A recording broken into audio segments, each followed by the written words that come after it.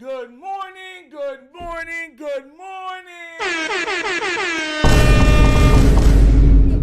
You are tuning into the episode of the Wonderkind Morning Show live. What's up, everybody? I know it's a later show. I was locked out of my account. It seems that people think I have money or I'm having success, so they were trying to hack the account.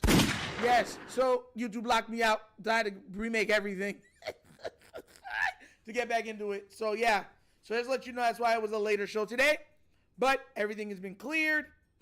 Everything is going. We're here. Let's get to the chat. Say good morning to everybody. I'm like, don't y'all got something better to do? Y'all trying to get into like personal information and everything? Like, what are we doing here? Producer, good morning, good morning. What's up? King Blaze, you here, bro? Let's do it. Delmon's in the building. Every time, man. Tactical, you here, bro? I see you. Let's go. It's mad late, though. How's everyone doing? Yeah. I know it's late. Told y'all why.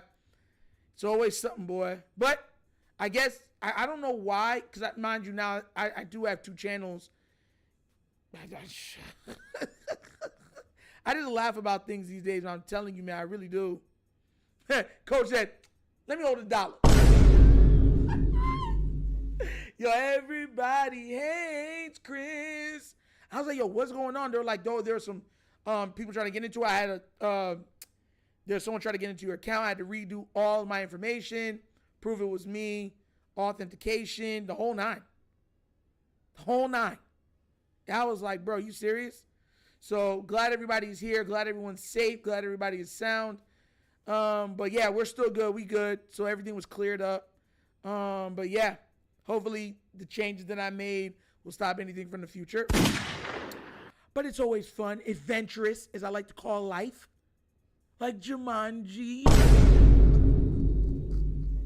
Michael Jacobs, what up? Happy Tuesday to you. Thank you, man. Thank you. Set the tally, coach. I already know. That's why I was live when you said, let me hold $1, man. Hope you good. If everybody doesn't know what that is Coach from Set the Tally Films. Please go give that man some love. You know, he just got to 11K. I just got to 10K. We moving. Both of us working, boy. We putting in that time and effort. Yeah, show him some love. Subscribe. Check out his stuff. I know he's doing breakdowns. Give him some love, man. It's my guy. Zanger, what's up? Zelly the Ninth. Yo, what up? Tim P, what up? Chris, what's good? How you doing, man? So happy that you're here this morning. I subscribed this morning. Gregory Smith, yes. It's about to be all membership soon, so thank you for doing it from now. Thank you so much, bro. Roy T, my bro, what's good? Headed to lunch because it's the Wunderkind Brunch Show. Hey, that's what we're going to call it today. The Wunderkind Brunch Show, not the Wunderkind Morning Show. Thank you, Coach, for pointing that out. Yeah, bruh. Straight up. But guys, look. You know, narratives, and I always say this, sports are good enough how they are. Debates and everything are cool for the barbershop. And having one or two shows that are doing that is fine. But sports, the story of sports, of these players, these athletes, these coaches, it's good enough. It's good enough. Like, I've never heard people saying that we were getting tired of watching Sports Center, ESPN News. Like, it was never a time where like, oh, yeah, we're bored with that. Right? Mike and Mike in the morning. Around the horn. Like, people were never saying that, oh, we're tired of that. And mind you, I love debate. But it's morphed from debate into spin doctor show. Like Shock Jock, 100%. Who can say the most outrageous thing?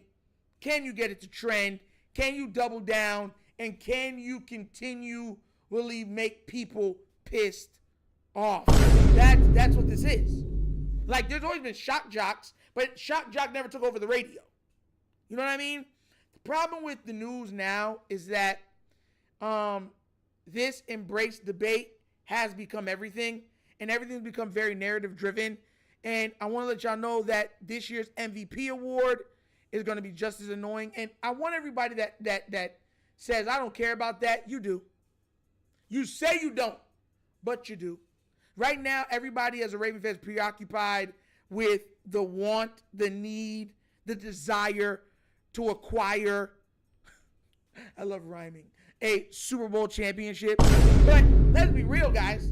It's not like we don't want MVPs. We don't want all pros, defensive player of the year awards, sack kings, pause. You know what I'm saying? If we could have it all, we would love it all. Coach of the year awards, assistant of the year awards. You know what I'm saying? Defensive player of the year awards. Leading the league in interceptions, leading the league in sacks. Offensive player of the year awards, MVPs. Like, we want it all. Rookie of the year, defensive rookie of the year. The problem that is happening, though, is it's become so narrative driven that they can take the truth, spin it, and say, well, the truth is not really the truth. The truth is whatever I perceive it to be. I talked about this on yesterday's episode on the Wunderkind Show. And I said, bro, y'all was out here. You ever hear everyone say, oh, that's my truth? No, the truth is the truth. That's like, you stole this. I didn't steal it. I borrowed it for that time going through a phase of materialistic give and take. Like, no, you stole it. That's the truth. Everybody wants their truth heard. Facts are facts. And one of the biggest facts right now, they're trying this narrative with Joe Burrow to win the MVP. That's what I'm getting to. It's very annoying. I played this yesterday. You can see it right here. Flawless. There's no one better in the league right now throwing the football than Joe Burrow. Just absolutely flawless. And I know starters, backups, all that. The ball went exactly where it should on a consistent basis. I heard him say he thinks he's throwing it better right now than he has in years. He threw for like 10,000 yards last season. So that would be somewhat scary for the rest of the conference. And I want to make sure that you guys understand this, because for everybody that says, well, he got great stats and that's why they're doing it, that's a lie. And I'm going to give you the perfect reason why. I'm going to give you two names. Two. Matthew Stafford, Drew Brees. Drew Brees, one of the greatest quarterbacks to ever live.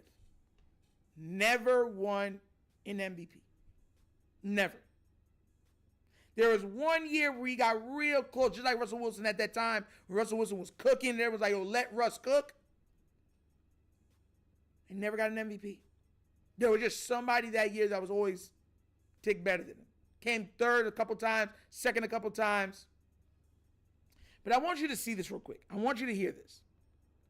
This is a guy that's never won an MVP, okay? He had a season where he threw for 5,000 yards, 8 yards a pop, 65% completion. He was only sacked 13 times in the season, 34 touchdowns. Yeah, another season he had 5,476 yards, 43 passing touchdowns. He was sacked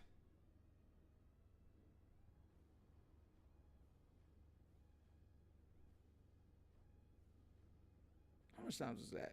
25 times on that year. I'm sorry, not 25, 24 times. Sorry. 110.6 passer rating, 46 touchdowns. 8.3 yards a pop. Never got an MVP. No, I got more. So we're really going to do this. He had another year where he passed for 5,100 yards. 43 touchdowns. Sacked 26 times. No. Another time he threw for 5,100. 39 touchdowns. 104.7 passer rating. No MVP. No. Another year he passed for 5,200 yards. 37 touchdowns. 101 passer rating. No MVP. Like, I'm really trying to get this through to you guys' head. He had 1, 2, 3, 4, 5. He had 5 seasons of 5,000 plus passing yards. 5 of them things. See, some people only have 1. Aaron Rodgers got none. He had 1, 2, 3, 4, 5, 6, 7, 8, 9, 10. He had 10 seasons with 32 passing touchdowns or more. No MVP. None. I don't even think he got an Offensive Player of the Year award. Like, I want y'all to see and understand, like when people say, oh, he got great stats. Matthew Stafford, right, had some of, starting out had amazing stats. Amazing stats. Amazing. I'm going to read them off to you. No, because I really want to get this into you guys' head, drill it in. Let's see. 5,000 passing yards, 41 touchdowns, no MVP, 4,900 passing. That man, listen. That man had 4,900 passing yards and only 20 touchdowns. This is the Matthew Stafford that they said was so amazing, right? That was so amazing. He had 20 touchdowns that year. 5,600 passing yards, 29 touchdowns. Matthew Stafford has passed for over 30 touchdowns only 3 times in his career. But he's already tier 1. He's considered, hey, that's the type of quarterback we want. 1, 2, 3. Yeah, 3. 3. That is it. Years where he had over 100 passer rating, twice. Bro, it's nasty. Like, this is why I want y'all to get through your head. Not everybody gets MVPs. Matthew Stafford, not everybody gets Offensive Player of the Years. Not everybody gets all pros. Matthew Stafford was a great quarterback. Nothing. Phillip Rivers, great quarterback. Nothing. Drew Brees, great quarterback. Nothing. And Phillip Rivers don't got a title on top of it. At least Matthew Stafford and Drew Brees can say, hey, listen, we got titles. Like, we won the big game at least. Phillip Rivers got nothing. They all got Pro Bowls, but nothing above a Pro Bowl. Nothing. You see what I'm trying to say? Because once again, there's always at those times where people were better. Peyton Manning, Cam Newton. Everybody remembers Cam Newton's year.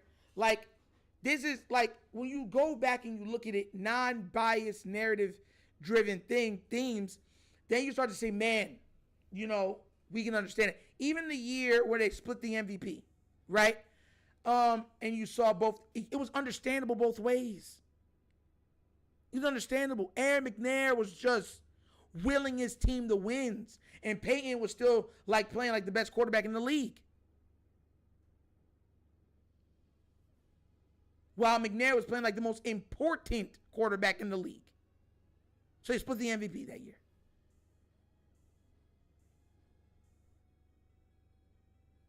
But that's why I try to tell everybody. Not everybody's going to win. You could have a really good career. You can have a Hall of Fame career maybe. But not everybody's going to get these titles. Now, you got guys that are that didn't achieve anything, feeling bad because they didn't achieve everything, and feeling bad for people and say, well, that guy should get one. He worked so hard. It's not the way the world works. It's not the way sports is supposed to work. The best wins. The best. The best get the adulation and the accolades. And you know what's crazy? They started this over in the NBA. The NBA was known for doing this. Oh, it's, narrative. I'm tired of voting for this person. I'm tired of seeing them win MVP. Let's go to somebody else. The NBA started that stuff.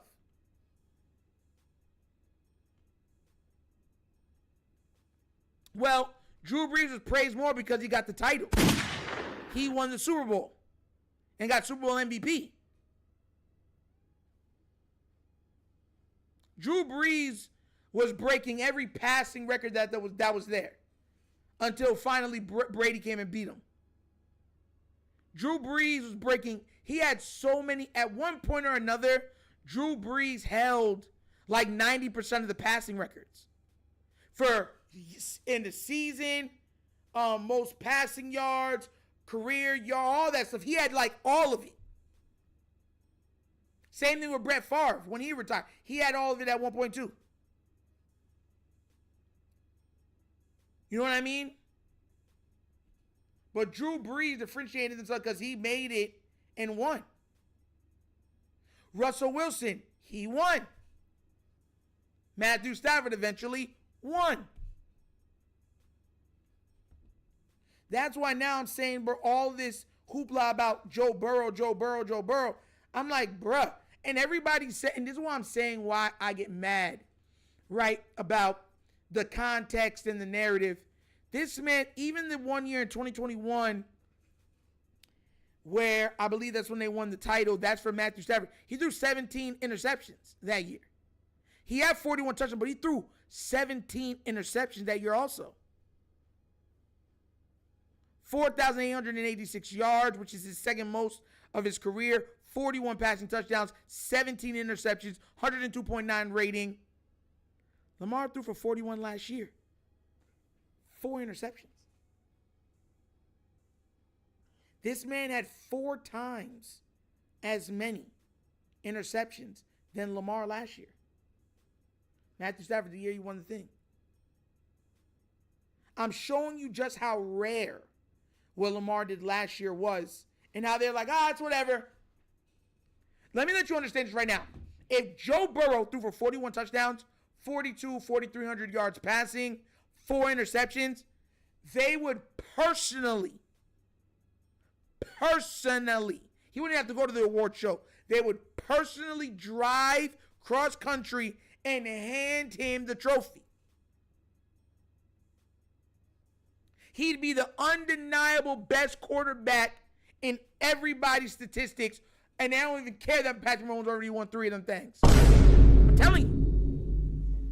That's my problem with the media.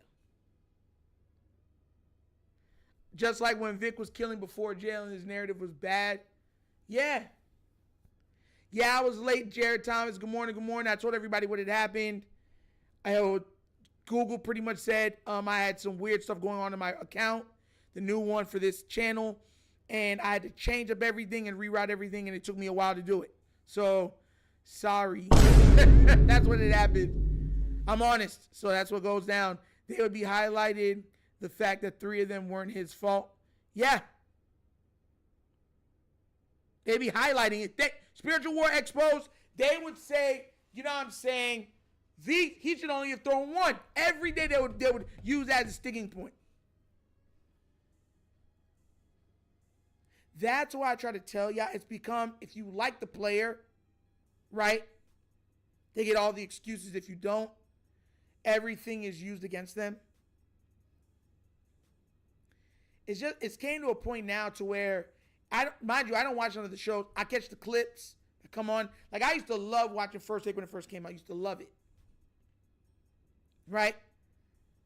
And now I can't watch none of these shows. I can't now watch them. Like, I can't sit down and just even have it in the back of it, and it annoys me.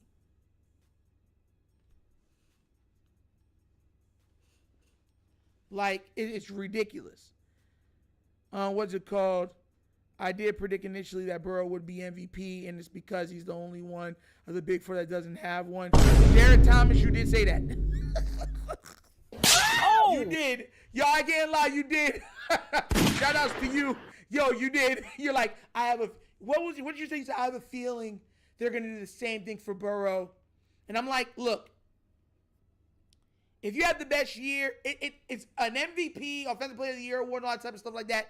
There's always been a structure to it. The MVP wins, difficulty of schedule, statistics, big games, like big moments, all of those factored in to awarding an MVP.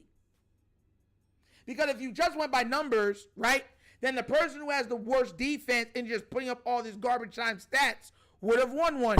If stats were all we looked at, Jameis Winston would still be a starting quarterback in the NFL. The man threw for 5,000 yards.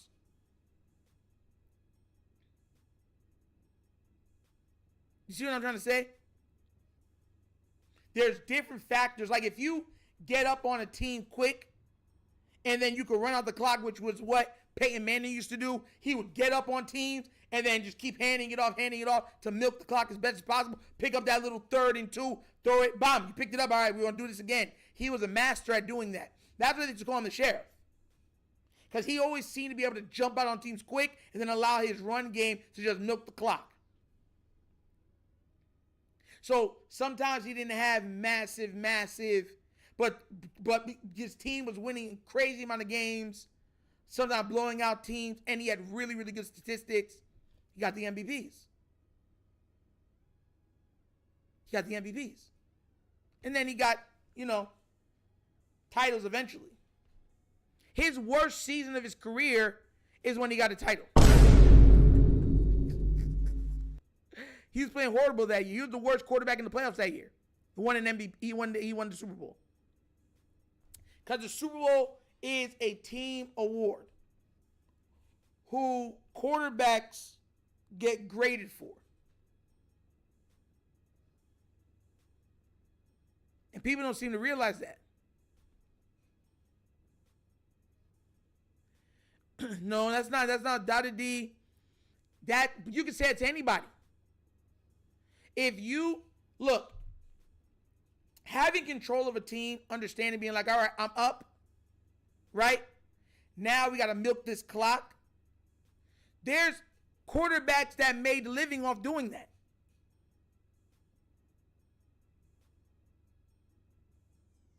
Like there's quarterback made livings off doing that. There's been games where Joe Burrow was up 20 points and still lost the game. Turnovers and stuff like that played an influence on Dada D. The Ravens game, the turnovers played. Both Raven games, turnovers played significant reason why they lost those games. What are you talking about? You never had a run game. Joe Mixon's been one of the best running backs in the league for years now. The Bengals have given away more talent. Them and the Cowboys have given away more talent than any teams in the league. You've given away all pros. Your safety. Like, think about it.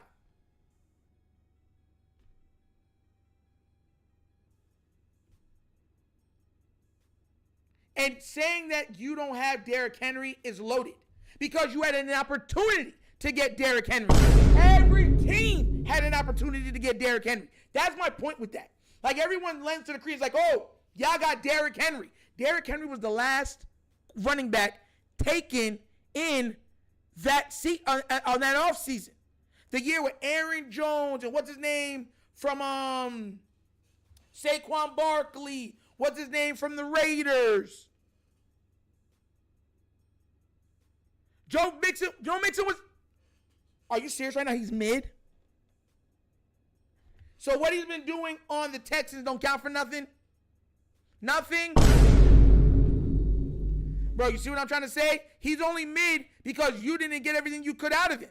One of the biggest reasons why the Texans were playing so good that year was because of Joe Mixon.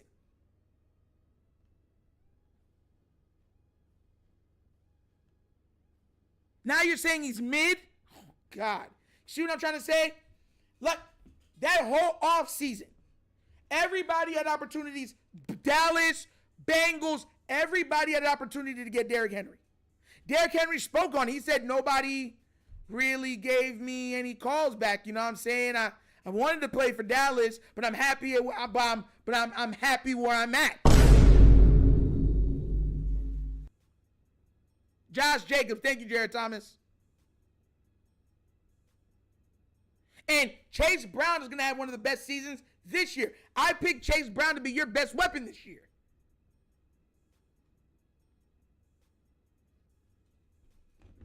You see what I'm trying to say? That's called narrative. How are you going to look and say Joe Mixon's mid when he's not been mid? He went to another team and showed you exactly why he's not mid.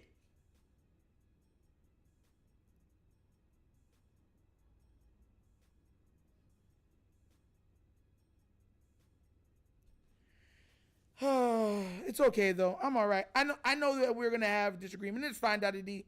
I know you're not gonna agree with what I'm saying, and I'm probably not gonna agree with what you're gonna say. But I like having the back and forth. But I don't understand this. Oh, your team has Derrick Henry. Like every team could have Derrick Henry. All of you had the opportunity to grab him. None of you guys wanted him. We thought we weren't. People thought I was foolish thinking the Baltimore Ravens because we were waiting so long. And when we got him, most Bengal fans said he was washed. The better running scheme is not. Listen, let me tell you something right now. Lamar is the running scheme. There's a reason why all these running backs look better. Running backs look when they left Lamar Jackson. Tell me. Let me know. Lamar has been the reason why these guys, he's the reason why there's a resurgence for Derrick Henry. You didn't see that play in Pittsburgh when Lamar acted like he got it. 3 people followed to try to kill Lamar, and then Derrick Henry just had a straight line, hit his head. Everyone's like, "Oh, Derrick Henry scored!" And it was the gravity of Lamar Jackson why he scored. And because Derrick Henry is so well respected, and he still got some juice in the tank, that stiff arm, like, it's amazing. What do you mean Joe Mixon didn't have no burst? Are you serious right now? Like, there's no way you're being serious right now, right? Joe Mixon had 1,205 yards on your team and 13 touchdowns.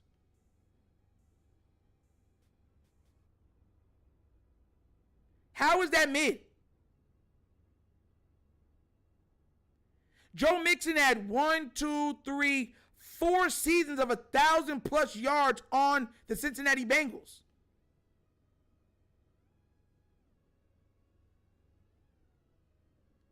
How do you mean he's mid? Willie Snead, like, think about who Lamar throws to. Devin Duvernay, Willie Snead, Miles Boykin, James Prochet. They brought in the AARP version of Deshaun Jackson, the retired version of Dez Bryant.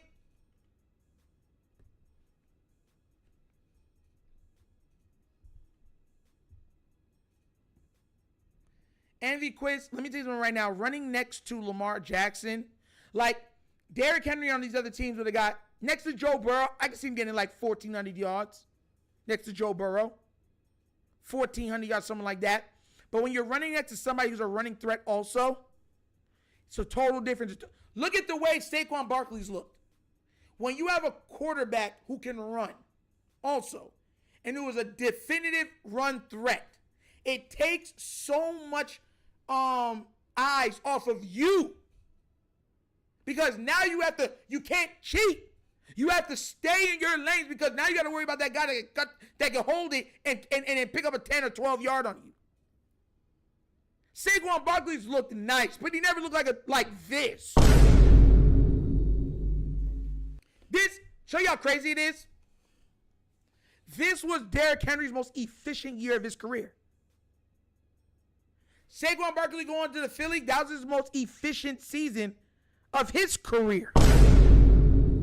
I promise you, if another big running back playing in one of these style systems was playing next to Josh Allen, it would do the same thing because he's a running style quarterback.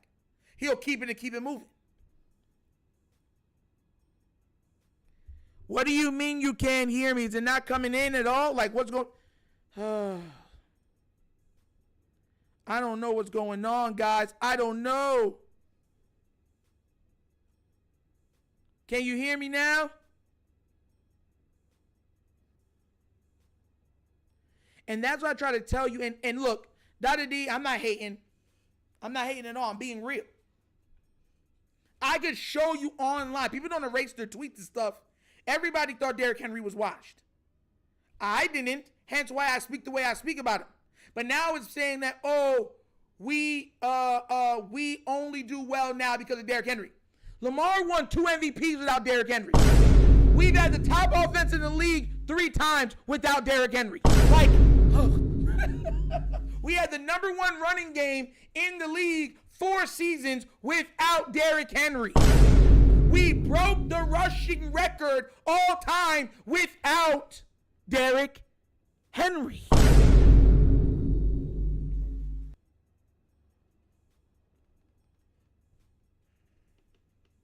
Do y'all get, like, that's my point. Like, if Lamar all of a sudden looked like a totally different player, that's one thing. He had already thrown for 36-9 in a season. Had the most explosive offense in the league. Had the best rushing team in NFL history.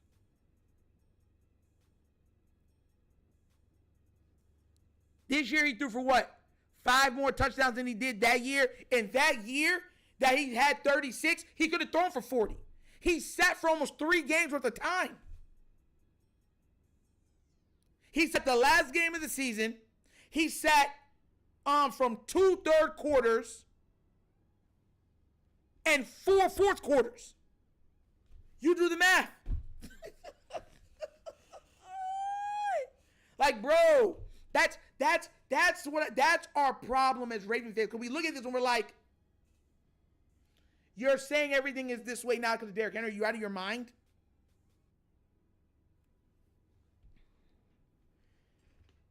We still have never had an all-pro wide receiver. Zay Flowers is the first, wasn't he like the first Pro Bowl wide receiver the Ravens have ever had? Something like that?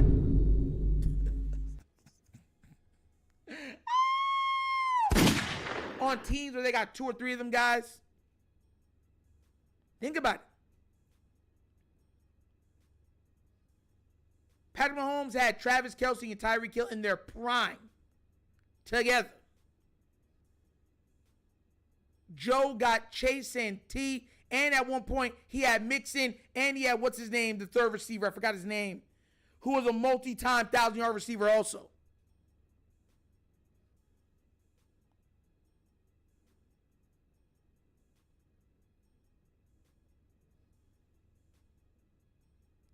Like Brady, Welker, Moss, Gronkowski, all at the same time. Peyton, Harrison, Reggie, at the same time. Edgerrin James, same time. Dallas Clark. Tyler Boyd, guys, thank you, Tyler Boyd. Like, that's my point. Like, these guys have actual weapons. Weapons have never been held against quarterbacks until Lamar Jackson. Real talk. Real talk. We didn't care that Josh Allen had Stephon Diggs. Stephon Diggs at one point was a top 2, top 3 wide receiver in the game. No one ever said anything, hey, you got this wide receiver, that's what you're supposed to have. Tyreek Hill, supposed to have him. Jamar Chase, well, he's a quarterback, he's supposed to have a good thing. Kurt Warner got MVP, and he was throwing to Isaac Bruce, Torrey Holt, and he had, what's his name in the back? As a running back.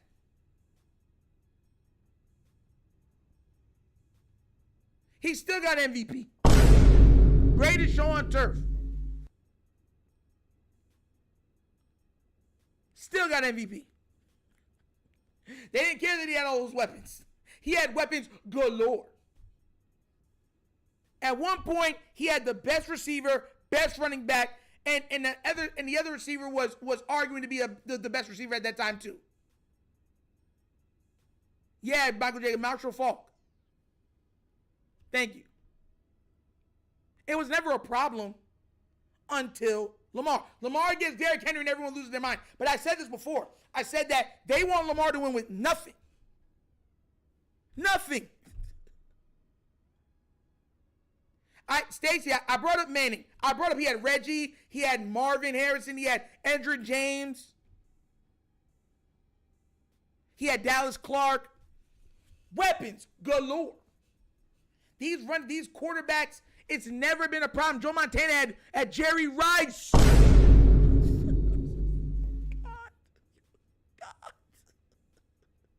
Michael Irvin for what's his name? Emmitt Smith for Dallas. Never heard nothing wrong with it. Hey, that's how it is.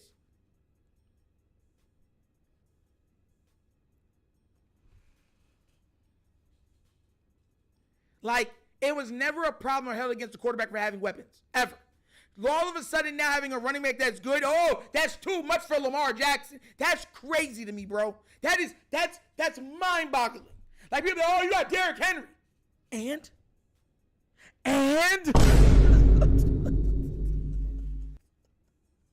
at an advantage, not even in his prime.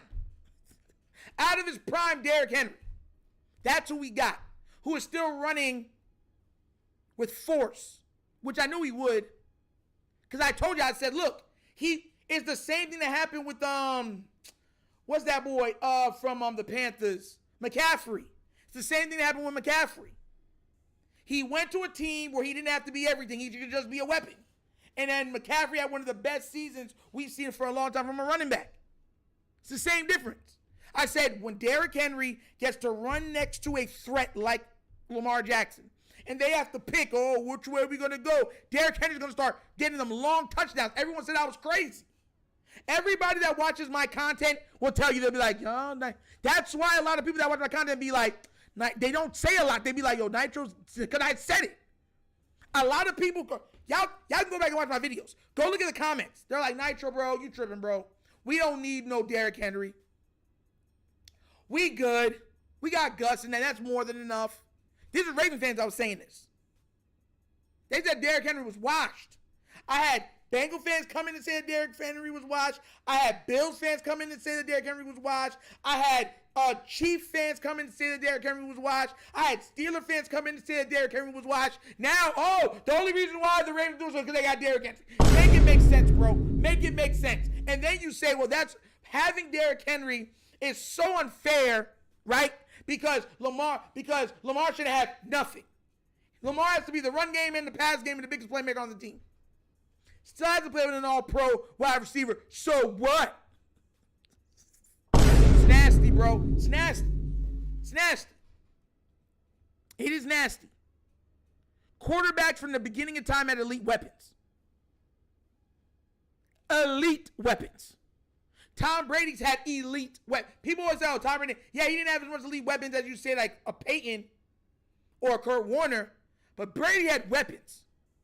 Wes Welker's the greatest slot receiver of all time. He had Randy Moss for, 3 years? He had Gronkowski, arguing to be the greatest tight end of all time.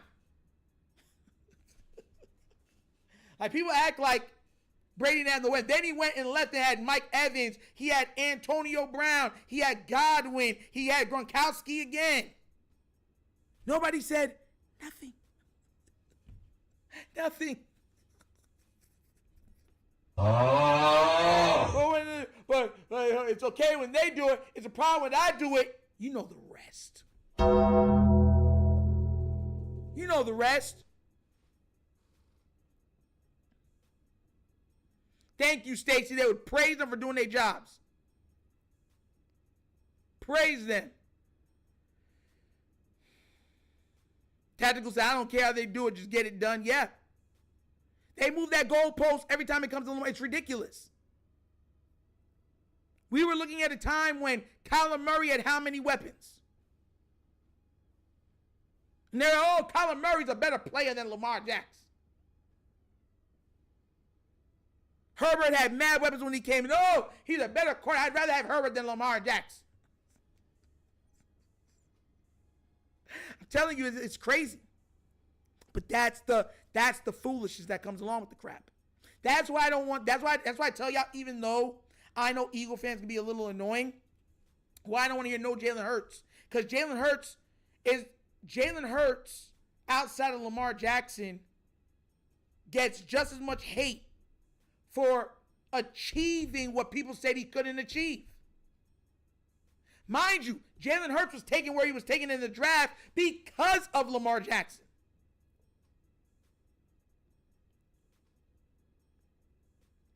And guess what? He was still getting his team to the playoffs. Before they were a super team, Jalen was still getting that team to the playoffs. Before anybody thought he even had inclination that Philly good. You remember when I wanted A.J. Brown? There were people telling me we don't need A.J. Brown. A.J. Brown ain't great. I'm like, do you guys watch tape? Do you not understand how a player can balloon based on systems?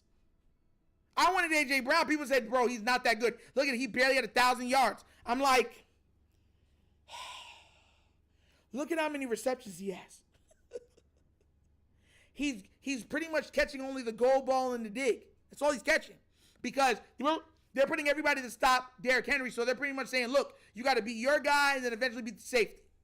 We're throwing it up to you.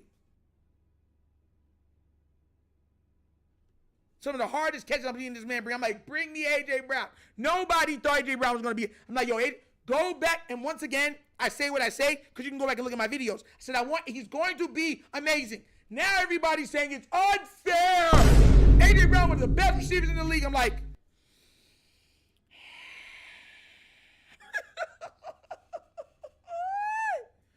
Jalen Hurts has more individual accomplishments than Joe Burrow.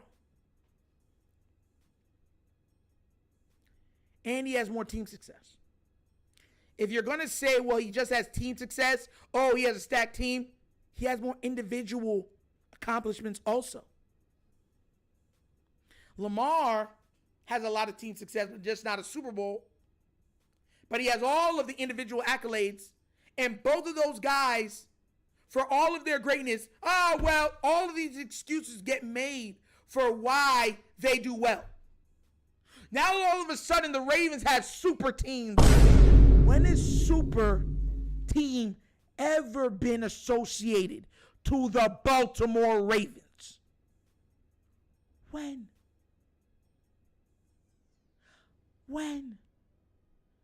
And do you know that we are the only team in NFL history to have the cheapest O-line and the cheapest weapons simultaneously multiple times? You guys know that? Hey, the Ravens. In 2019, right, the Ravens weren't spending a lot on offensive line. They weren't spending a lot on running backs. They weren't spending a lot on wide receivers. And they sure as heck weren't spending a lot on quarterbacks. You know this, right?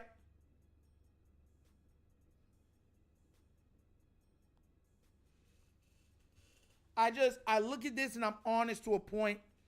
Football, listen, let me tell you this right now. If Joe Burrow came out, had 5,000 passing yards, 50 touchdowns, the Bengals won 12 games, 68+% completion percentage. Joe Burrow, here you go. This MVP is yours. Defensive Player of the Year award, you probably got that too. Not gonna hear me say anything. But if you can't even win your division and you're missing the playoffs multiple seasons while having the best duo of wide receivers in the league,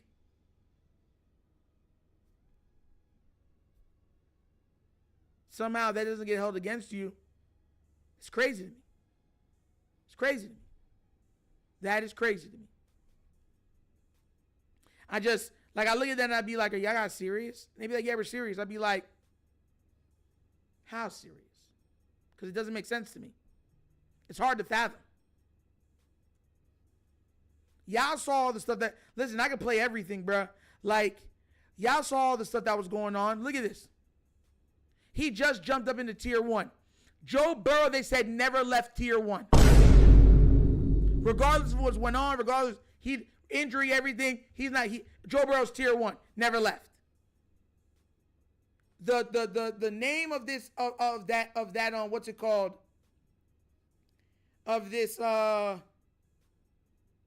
editor, the name of the topic was that Lamar Jackson finally breaks into tier 1. A 2-time MVP just breaking into tier 1 at a position where he won 3 all-pro first-team selections. Yeah, okay. Y'all seen this. This is what tier 1 was for.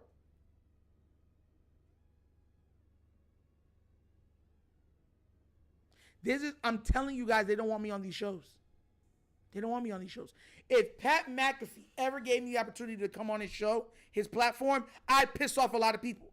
Because I'm saying, so tell me why. Why is it held against Lamar? And, well, what? Well, what? Unanimous MVP almost twice. Like, people seem to forget the Philadelphia Eagles were not always a super team. And Hurts has never missed the playoffs. You can call them a super team now. Right? The offensive line is elite. Wide receivers are elite. Running back is elite. Their quarterback is elite. That's why they're so good. Their tight end is borderline elite. They have top 5 guys in all parts of the offense. Quarterback is top 5. Tight end is top 5. The running back is top 5. Wide receivers are top 5. Offensive line is top 5.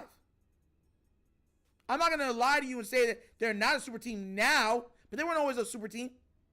They weren't.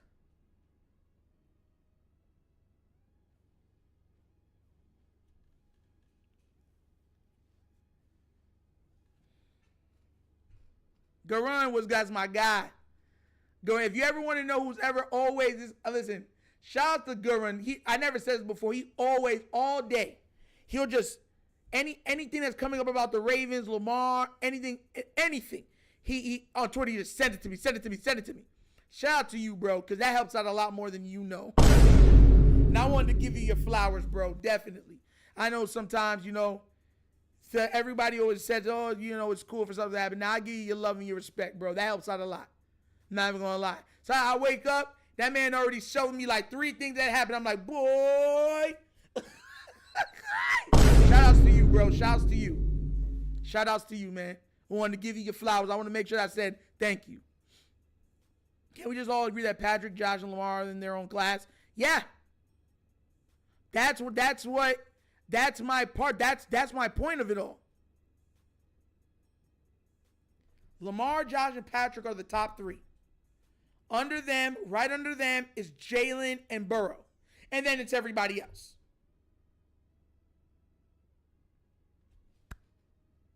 And I'll keep trying my best to produce amazing content going for real. Thank you so much for the support, bro. Real talk. And I'm not throwing around the word elite, I feel like, too much when I'm talking about the Eagles. The problem is now all of a sudden they said that the Ravens offensive line is elite. What? They said our wide receivers are elite. Oh my God. They said our special teams was elite. Oh my God. Oh. Justin Tucker had one of the worst seasons last year. They don't bring it up. For everybody saying that Joe Burrow had a bad defense, Lamar had a bad defense for almost the entire year. More than 75% of the year, Lamar Jackson had a historically bad defense. He doesn't get anything for it. Hey, you still got to win those games. And his kicker was missing at one of the worst in the league. Still got to win those games. We had one of the most highest drop percentages for wide receivers in the league. Still got to win those games. See what I'm saying? That's my problem. When you start to look at the facts, no one is saying Joe Burrow's not a great quarterback. He's a great quarterback. I'm not going to lie. I said it already. I said that if Joe Burrow and the Cincinnati Bengals were not in the AFC North, they'd make the playoffs every year.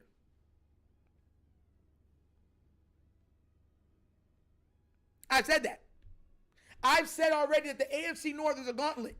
I've said even the Browns. If you took the Browns, the Ravens, the Steelers, and the Bengals, and you say, you know what? We're dissolving the AFC North. And we're just going to let you join other divisions. None of them are missing the playoffs. The one that probably missed the playoffs the most is the Browns. And even they would be making the playoffs more than they do. The AFC North, we kill each other in there. We kill each other. So that's what I'm saying. I speak with context. I know Joe Burrow is a great quarterback. My problem is that he's still accountable for your losses at times. Interceptions, fumbles, all that stuff. The same way you would hold Lamar Jackson accountable. Same way you would hold Josh Allen accountable. Same thing you were supposed to hold Patrick Mahomes accountable. That's my point. If the rules change based on the guy. And I don't like that. Like, if you have great weapons and you're making the best of your great weapons, well, all right, he got great weapons and he's making the most of them. I get that. But then it's like, well, this guy got great weapons, so he's supposed to have great weapons. Well, this guy don't have great weapons and he has just the best stats. Yeah, but what?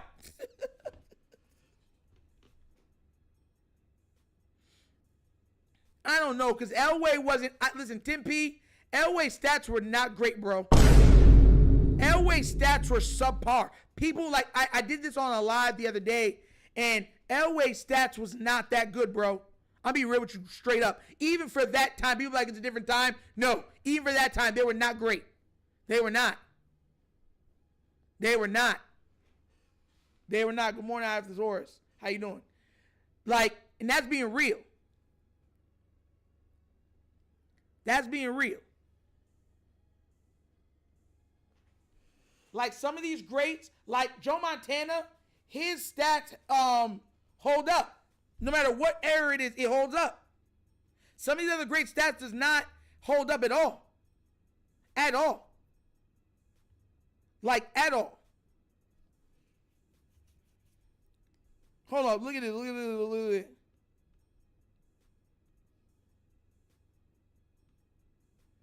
Joe Montana stats. We're going to go to this. Check it. All right, Joe Montana. 3,500 passing yards, 7.3 yards a pop.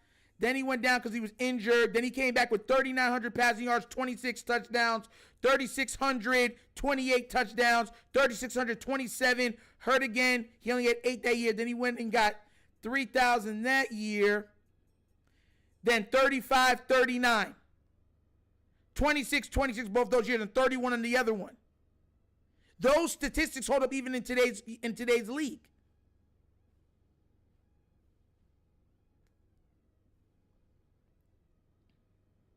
And I'm being real, like Steve Young, another one, his statistics hold up in today's career, how everyone's like, oh, all the statistics are gonna be broke. His hold up.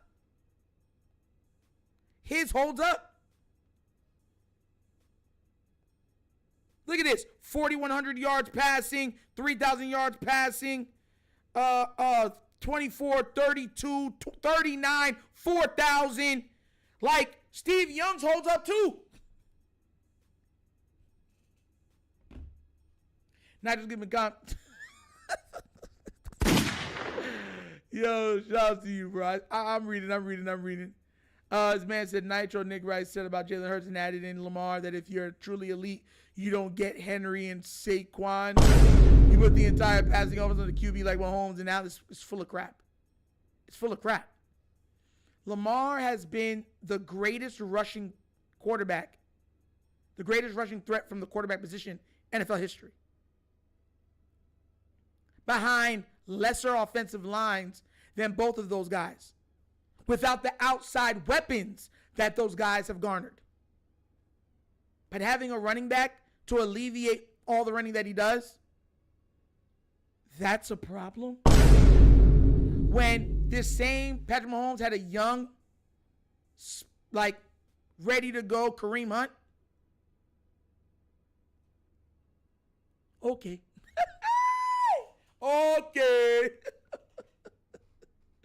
Telling you, man. I like context.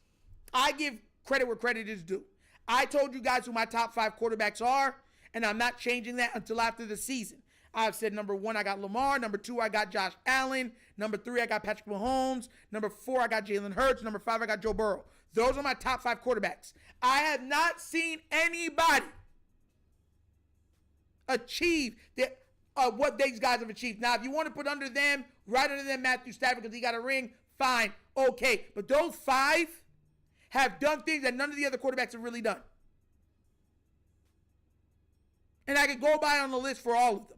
Patrick Mahomes, he's done it all. He's won titles, Super Bowl MVPs, regular season MVPs, all pros, all those things. Lamar Jackson, he got what? 2 MVPs, 3 all pros, AFC Championship game. Josh Allen, AFC Championship game, MVP. second team All-Pro, multiple Pro Bowls. Jalen Hurts, Super Bowl champion, Super Bowl MVP, multiple Pro Bowls, second team All-Pro. Joe Burrow, been to a Super Bowl, been to 2 AFC championship games, and he's on, what's it called, All-Pro and stuff like that, and won the division once or twice. Like,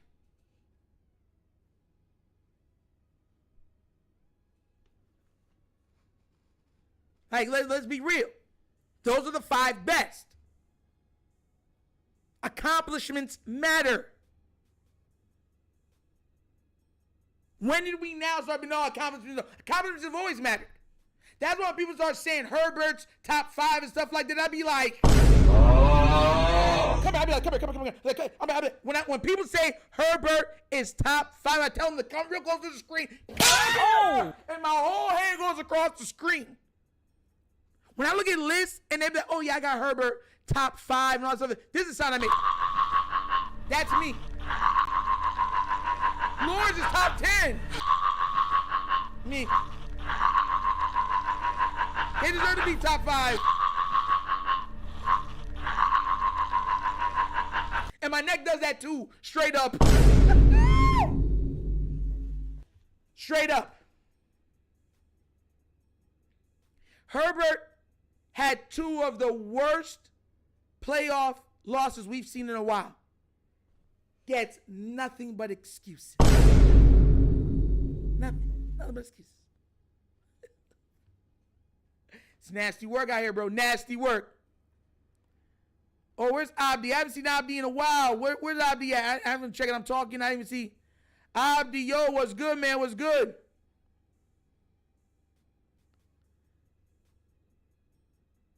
Abdi just popped in like, yo, what up? But it's like, bro, like, you know what I'm saying? I look at things and I say, bro, like, those are the 5. Now, how time develops now, guys, up and down that list, time will tell. But I don't want to hear these other quarterbacks even mentioned with those other 5 guys. I might be a Raven fan, and I might go at Joe Burrow at times, and we'll go back and forth. Daddy, you know this. We'll go back and forth, everything else, right? Talk a little trash here and there. It's all love at the end of the day, but we talk trash here and there, right? You think I'm going to not put Joe Burrow in the top 5? Jared, you think, like, we go at Buffalo Bill guys all the time, we talk our trash here and there, whatever else it is. You think I'm not going to put Josh Allen top 5? You have to be able to be fair in your assessment. Everybody has slight biases. That's how the world works. Everyone's going to defend their guy. I expect Bengal fans to defend Joe Burrow. I expect Buffalo fans to defend Josh Allen. I expect, Chief fans to defend Patrick Mahomes. And I expect Eagle fans to defend Jalen Hurts. But just because I'm defending my guy doesn't mean I'm just going to be out here all willy-nilly acting stupid. Real talk. Y'all remember when I said Baker? I said, yo, Baker is going to blow up. I'm telling you, he just needs a team built around him the right way, and Baker's going to be a darn good quarterback. Y'all remember me saying that, right? Well, how's Baker look now? How's Baker looked in the last 2 years? Everyone's just like, yeah. I know, Jared. That's what I'm saying, bro. I know. That's how it goes. You're supposed to go hard for your team. You're supposed to go hard for your quarterback. If you don't, I don't want you. Yo. But the thing is, I could go hard for my team without being disrespectful. I can go hard for my quarterback without being disrespectful. I can go hard for my quarterback without and still give respect and still understand certain things, right? I get on Herbert more. I don't dislike Herbert. I like Herbert. But I get on Herbert more because he is a punchline for the biases of the media. When the media likes you, when they like the way you look, because you hear when he just looks the part. If I was to make a quarterback, that's who would come out. It'd be Herbert. That's what they be saying. I'd be looking at him like, You do realize what you're admitting to right now, right? Oh. Like when people say that, like if I could just build a quarterback perfectly, everything he want, it'd be Justin Herbert. You know what you're admitting to right now, right? It's like they don't have the mental capacity to realize what they're saying.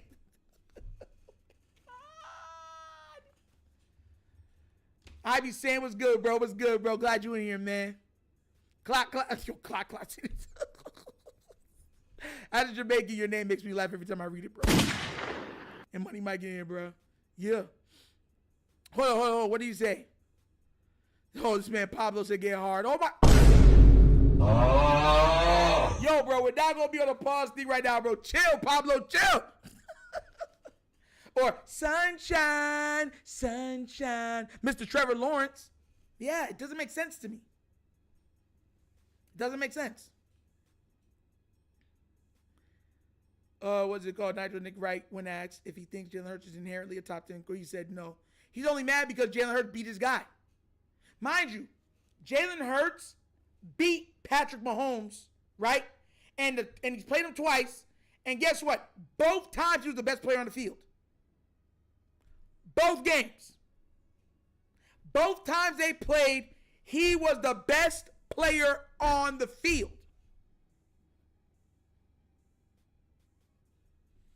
So we're looking at this and saying what really matters are Super Bowls. How are you going to then downplay Jalen Hurts? That doesn't make sense to me. Oh, the reason why what's really wrong with Lamar is that he hasn't won a Super Bowl. You know what I'm saying? The reason what's wrong with Josh Allen is that he didn't win a Super Bowl. You know what I'm saying? Joe Burrow right now needs a Super Bowl. Jalen Hurts got a Super Bowl. Oh, but it doesn't really count. You know what I'm saying? He been to two, but it doesn't really count. You know what I'm saying? He got a Super Bowl. It really doesn't count. It doesn't make sense. It doesn't make sense to me. It does not make sense to me. It's more than their PR teams. You got to listen to what people say, right? That's why I said they say this and I realize what they're saying. They say they just look like the quarterback that they like. I'm like, you said this on national television? Are you not hearing what no one's calling this out?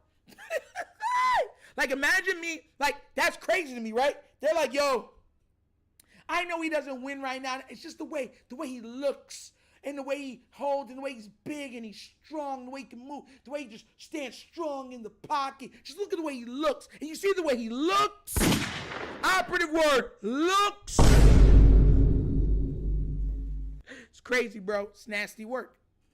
Herbert, I promise you, if Herbert was on Philly, they're not winning. They're not winning. For one, who's going to operate the tush push? One of the reasons why Philly is so deadly is because of the tush push. Let's just keep it a buck. Jalen Hurts can squat over 600 pounds. On top of having all these other guys push his gluteus maximus through a hole into another person. Please.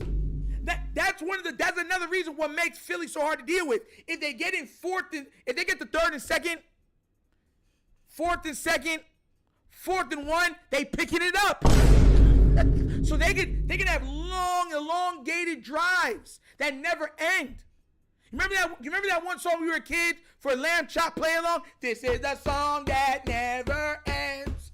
Why don't you just go and tell a friend? Remember that? That's how long their drives be because they pick up 4th and 1, 3rd and 2.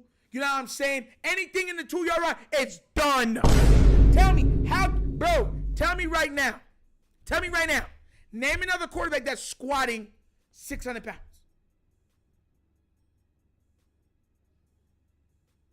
Think about it. And he doesn't get hurt running it. They tried to run it with Patrick Mahomes, and he got hurt.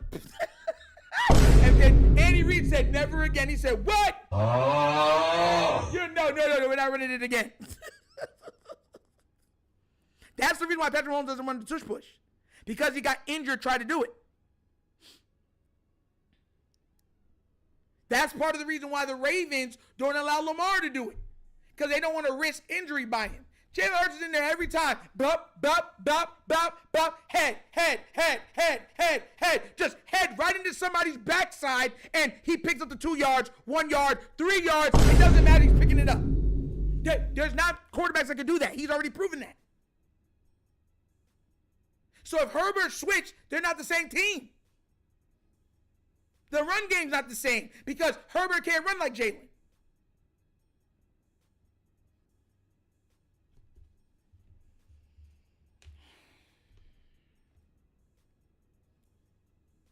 I just like I said, I look at this stuff. I can't. I still give respect to Joe Burrow. I think he's a top 5 QB. I really do. And I've said it before. I've said with the AFC North, for all of the hate that we do towards each other, it's the hardest division in football, and it's not even close. We got 2 of the top 5 quarterbacks in the same division. If Shedeur Sanders becomes what I think he can become and the Browns don't brown it up, then we're going to have 3 of the top 10 quarterbacks in one division. We already got 3 of the top pass rushers in one division. Hendrickson, top 3. TJ Watt, top 3. Myles Garrett is top 3. And then, of course, you can argue with Micah Parsons. But they're all of them undoubtedly top 5. All in the same division. At one point, we had 3 of the top safeties in our division.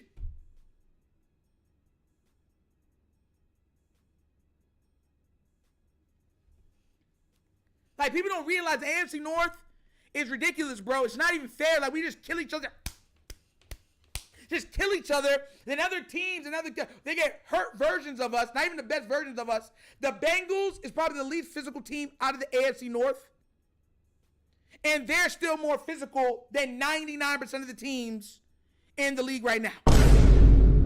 That's the same thing. Remember the other year, and I always use it as the litmus test. You remember the other year when the 49ers won 13 games out of the 16 games, and everyone was saying they were stacked. It was the year they had all pros everywhere. They had all pros at every level of the team.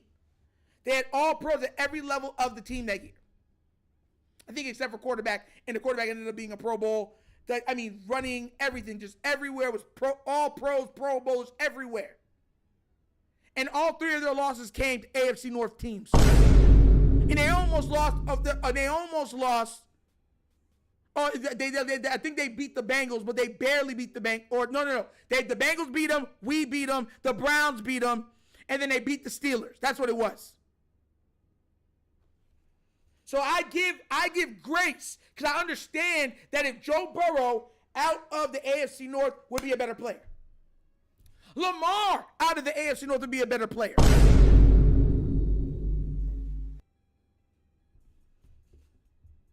Like, we act like we don't know that. Like, there's proof, irrefutable proof of it. People don't bring it up, though. It's ridiculous. We got beer pass rushers, quarterbacks, running backs, safeties, linebackers.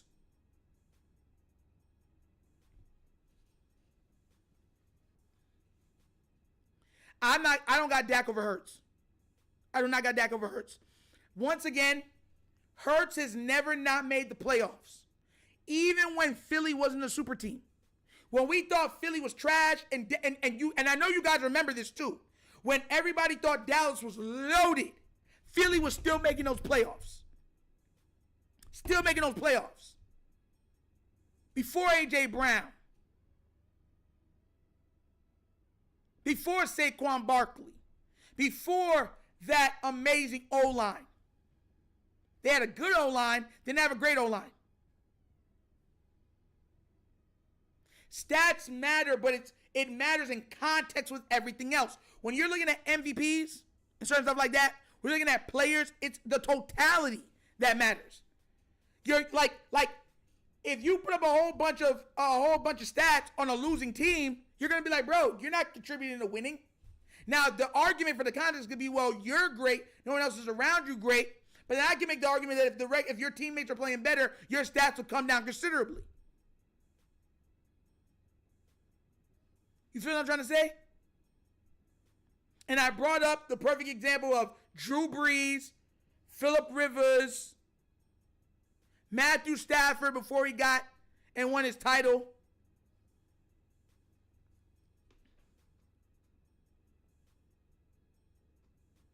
Dak Prescott didn't just lose games.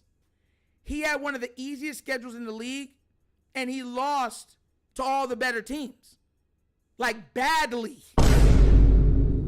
That's what I mean. There's context. There's context. That's why I always say I got Dak top 10. Dak is a top 10 quarterback. I say that much. But he shouldn't have gotten. Now, I would have said this, right? Because we already saw what it was. Now, maybe the little slight bias is fine, right? Okay. You can argue most years. That year was a weird year. Everybody knows it was. Fine. Was last year a weird year? No, it wasn't. We knew who the best was. In arguments, excuses were made for why he wasn't considered the best. I want everyone to understand this because we're going to wrap it up. 41-4. If Joe Burrow throws for 41-4, he is unanimously the MVP. If he throws 41-4 and his team wins 12 games, he is undoubtedly, he will be unanimously the MVP. It ain't just going to be Tom Brady and Lamar anymore. He's going to be the third. If Josh Allen did that, unanimous MVP. I'm being real with you guys. You had a guy that threw for 4,000 yards, over 4,000 yards, 41 passing touchdowns, 4 interceptions, which by itself is an MVP, but on top of it, almost gave 1,000 yards rushing also.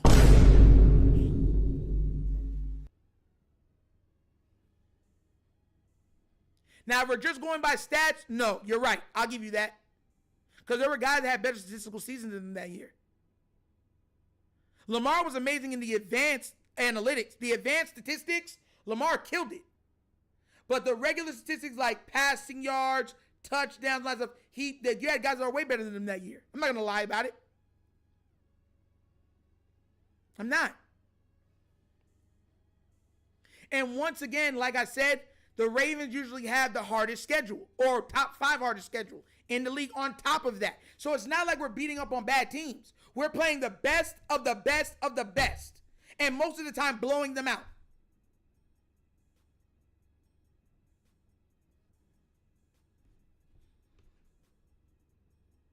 Think about it. People was making a big deal that Lamar Jackson had OBJ, who was hurt every other play.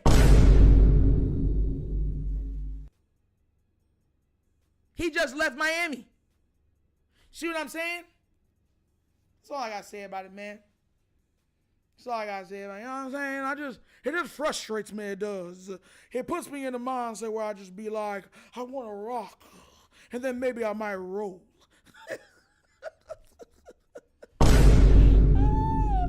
Y'all can make myself laugh, man. I'm telling you, bro. People are making a big deal that Lamar Jackson got to wash OBJ. They were talking about OBJ like he was Jamar Chase or JJ or Jettis or Tyreek Hill when he joined the Baltimore. That's how out of pocket these guys be. The man won MVP throwing to Seth Roberts, Miles Boykin, Willie Snead, and a one-footed Marquise Hollywood Brown, bro. Threw 36 touchdowns, and he sat almost 3 games worth of time. And we're sitting there arguing maybe he can't throw, maybe he can throw. It's nasty work, bro. Nasty work. It's nasty work. But guys, that's another episode of the Wunderkind Morning Show. Y'all know how we end every time. You know how we end. Please remember before you leave, like, subscribe, hit that notification bell. This movie is such a good movie. Maybe it's because I watched it as a kid. It's a cult classic. This movie came out in 1997. It featured some prominent actors now. But it really, really captivated the gothic, dark, edgy section of comic books. I know it didn't do great numbers in the movie theaters, but probably every single one of you have watched it.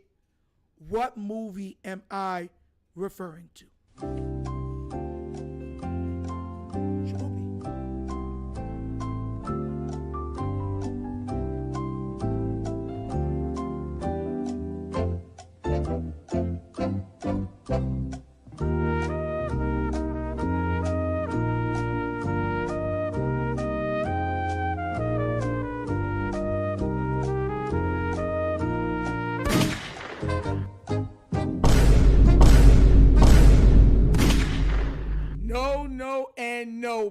and Punisher are good guesses, but no. Blade is one of my favorite comic book movies. Loved Blade. I thought Blade was amazing. Blade, if people don't know the background for Blade, Blade saved Marvel Studios.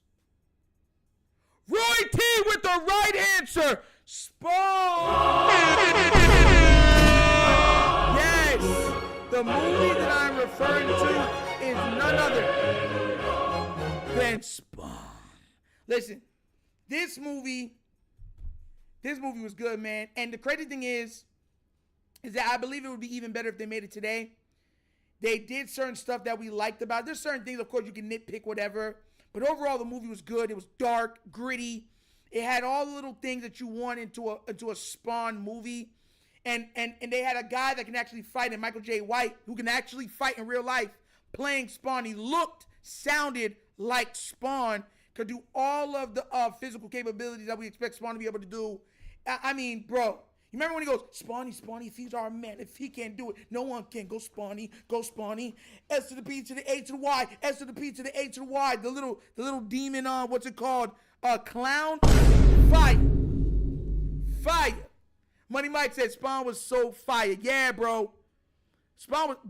This move, the problem with now are a lot of these actors don't take on the roles. Like, the reason why we loved Wesley Snipes as Blade, because he could do all the fight moves, the choreography, all that stuff. Like, he sounded like Blade. The reason why Robert Downey Jr. is so beloved as Iron Man, because he looked and he sounded like Tony Stark. They're picking guys now that don't look or sound like the play. They're just playing they're trying their best to play the character. They don't look and sound like the character. Michael J. White played that character to a T. And he don't even get the respect for doing it like that. If I wouldn't even make a movie, right? I would make a short series for Spawn. Like a short 8 episode, 5 episode, like a mini series, something like that of Spawn. So it's like a movie, but elongated because it's too robust to just put in for 2 hours or an hour and a half. So you get to put in about 5 hours or maybe a little more into building a mini series for it that shows everything that it's supposed to show. Then every year you can have a mini series of it. You know what I'm saying? 5 episodes, 6 episodes, whatever you want to do. To me, that's what I would do with Spawn. Spawn was, I'm waiting for them to make a Static Shock. If you, listen, I swear to y'all, bro, if they gave me the opportunity to be able to be a director for one of these films, I'm telling you guys, you would love it. You would love it. People forget all about Spawn, bro. Spawn was fire, bro. I take nothing away from what Lamar can do for the franchise. I'm just saying 2023, in my own opinion, was an MVP year for Lamar based on what he did in 2024 and 2019. That would probably be, but here's the thing now, right? He had a better statistical season this year, didn't get the MVP.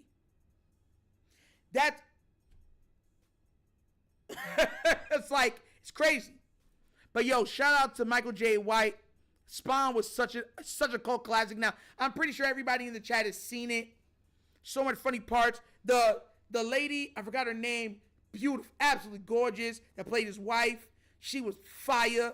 The little girl who was his daughter, fire. John Leguizamo played the thing perfect, fire.